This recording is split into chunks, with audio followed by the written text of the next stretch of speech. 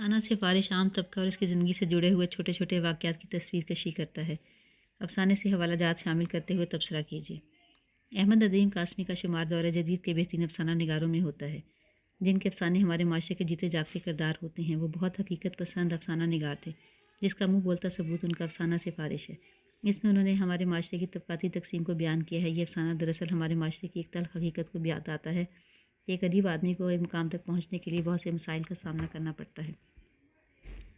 ان کو ہمارے معاشرے میں کوئی عزت نہیں دی جاتی۔ یہ ہمارے معاشرے کا کڑوا سچ ہے کہ کوئی کام بھی سفارش کے بغیر نہیں ہوتا، جس کی وجہ سے ہم بہت معمولی کام بھی سفارش کے ذریعے کرواتے ہیں۔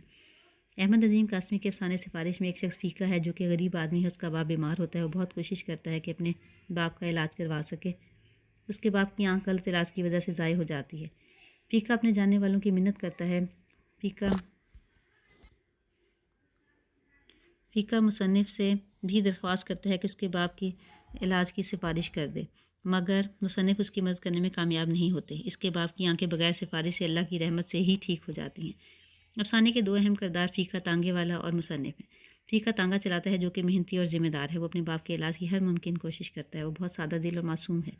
مصنف نے اس کے باپ کا علاج کروانے کے لیے کوئی مدد نہیں کرتا، لیکن مصنف کی اس چالاکی کو نہیں سمجھ پاتا۔ وہ مصنف کا بار بار شکریہ ادا کرتا ہے، اس کا مقروض بن جاتا ہے، لیکن مصنف اس کو اصل بات نہیں بتاتا۔ بابو جی، کچھ سمجھ میں نہیں آتا، میں شکریہ ادا کروں تو کیسے کروں؟ میرا بابا ٹھیک ہو گیا ہے، اس کی دونوں آنکھیں ٹھیک ہو گئی ہیں۔ اسے بینائی اللہ نے دی ہے اور آپ نے دی ہے، آپ نے مجھے خرید لیا ہے۔ بابو جی، قسم خدا کی میں عمر بھر آپ کا نوکر رہوں گا۔ مصنف نے ایک لمبی اور گہری سانس لے کر کہا، کوئی بات نہیں فیقے، کوئی بات نہیں۔ مصنف بہت مصروف شخصیت ہیں، جس کی وجہ سے وہ فیقے کی مدد نہیں کر پاتے۔ مصنف فیقے کو بتانے کا سوچتے ہیں کہ میں تمہاری کوئی مدد نہیں کر سکا، لیکن اعتراف کر نہیں پاتے۔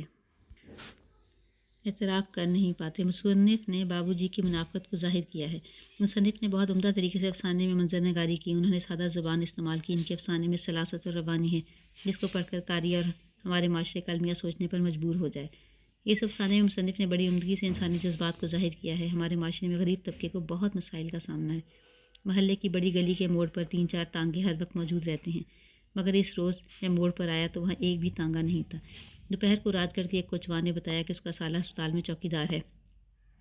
اس کی سفارش سے جگہ تو مل گئی، پر برانڈے میں وہ بھی کوئی ایسی بات نہیں۔ پر بابو جی، شام ہونے کو آئی ہے، ابھی تک کوئی ڈاکٹر تو کیا کوئی نرس بھی ادھر نہیں آئی۔